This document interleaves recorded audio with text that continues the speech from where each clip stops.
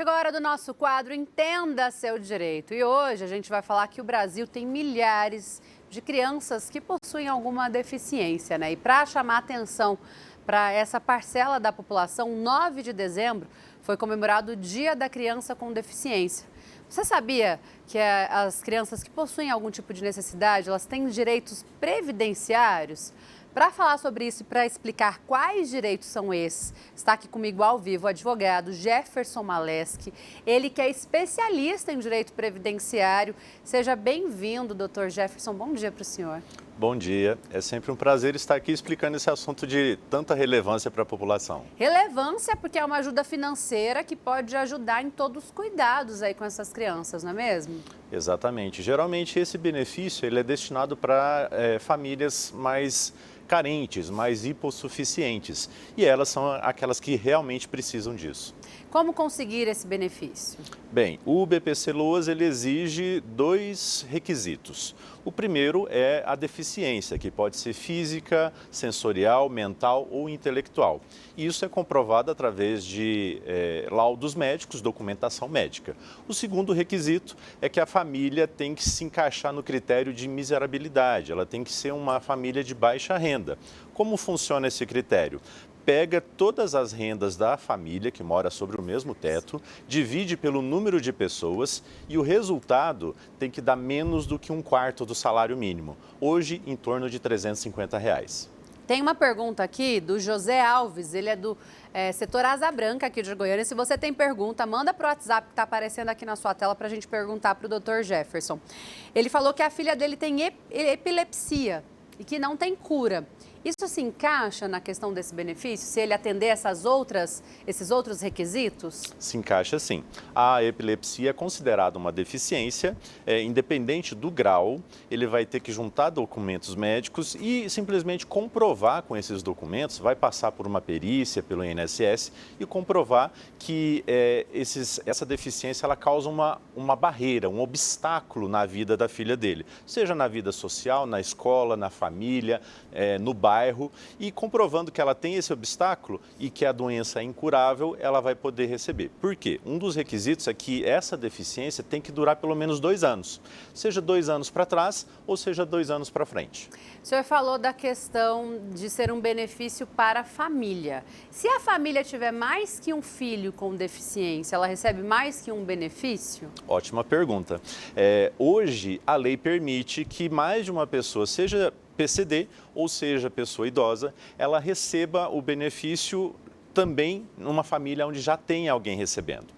Por quê? Porque o benefício que o primeiro recebe, ele não entra na composição da renda do segundo que vai solicitar. Então, nesse sentido, dá para pedir. Mas aquele projeto de lei enviado pelo governo federal recentemente, esse mês lá para o Senado, para o Congresso Nacional, está tentando mudar isso. Se ele for aprovado, daí vai ficar mais difícil para a segunda pessoa da família receber.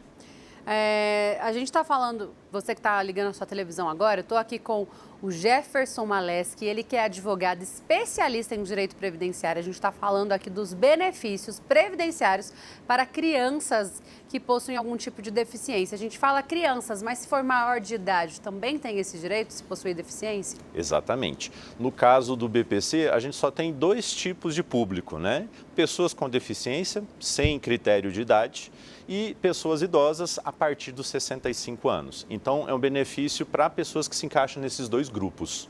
Então, o pai, o responsável, tem que procurar o INSS. Tem que procurar. O requerimento ele é feito diretamente no INSS. Só que não é na agência do INSS. Desde a pandemia, o INSS ele digitalizou esses requerimentos. Então, a pessoa pode fazer o requerimento pelo portal meu.inss.gov.br,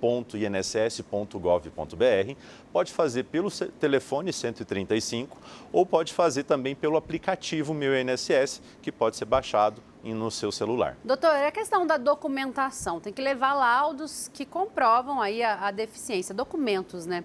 Esse documento, ele tem que ser especificamente de médicos que atendem no SUS ou não? Pode ser documentos de médicos particulares. Por que eu estou perguntando? O benefício ele é destinado para pessoas que vivem em situação de vulnerabilidade, para famílias mais carentes. Mas, às vezes, na hora de fazer o exame, muita gente ajuda, faz uma vaquinha, leva num médico especialista, tem um laudo, né? Porque a gente sabe que a saúde pública, às vezes, demora. Então, o pai vai lá e dá um jeito e consegue um laudo, mas um laudo de um médico particular. Com esse laudo, ele pode dar entrada nesse benefício? Pode sim. Tanto os médicos particulares quanto os médicos da rede pública, eles são credenciados para emitir atestados, laudos, relatórios médicos, e esses são os que validam a condição da pessoa com deficiência, se ela tem alguma CID, né, o Código Internacional de Doenças. O que é preciso salientar? Não importa de onde o laudo venha, o que importa é que ele tenha algumas informações que são necessárias, como, por exemplo, tem que constar a CID, tem que constar a assinatura e o carimbo do médico, tem que constar, por exemplo, aonde que ela foi consultada, por exemplo, na rede, se for um hospital, uma clínica, são informações necessárias que precisam constar para o INSS aceitar esse laudo. Existe algum laudo modelo, a pessoa que vai dar entrada? Porque às vezes a pessoa separa, vai no médico, volta, aí o INSS não aceita, esse processo demora, ou não, antes de dar entrada, consulta um advogado, pede ajuda de um especialista. Como que a pessoa pode proceder? Porque já não é fácil, né, a vida de quem cuida de uma pessoa com deficiência. Quem tem dificuldade financeira, ainda mais para o processo ir, a gente sabe que tudo é demorado quando envolve INSS, né? Exato. Na verdade, o que existe são leis, né? A gente tem a lei do INSS que determina esses critérios, mas a gente também tem resoluções do Conselho Federal de Medicina orientando os médicos o que eles têm que colocar no laudo. Então, a maioria dos profissionais já sabe o que precisa constar. O que acontece?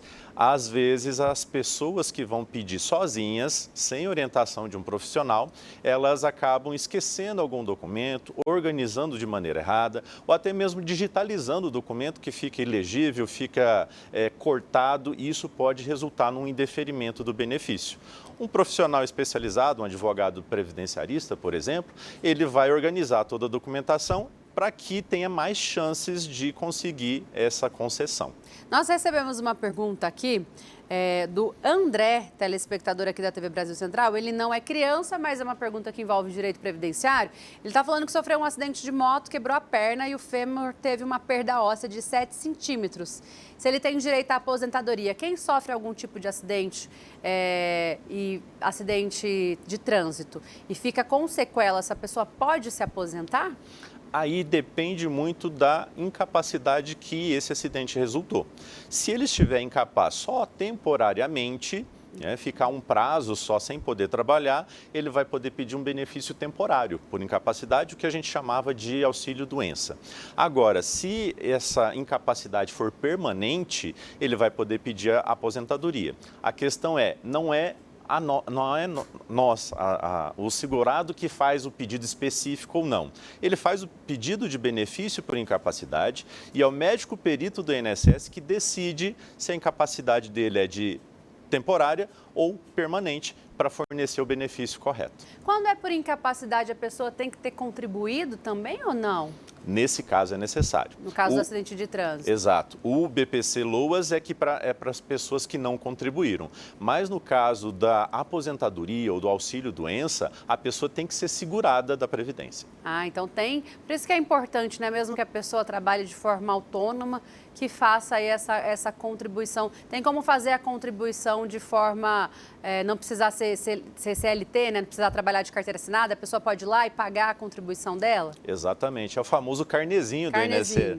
É aquele amarelo que a pessoa compra em qualquer papelaria ou mesmo no site do INSS tem como imprimir a guia para pagamento mensal. A pessoa fazendo isso, ela está resguardando pelo menos o direito a esse benefício. É uma garantia, né? Exato, é um seguro. Um seguro, tá certo.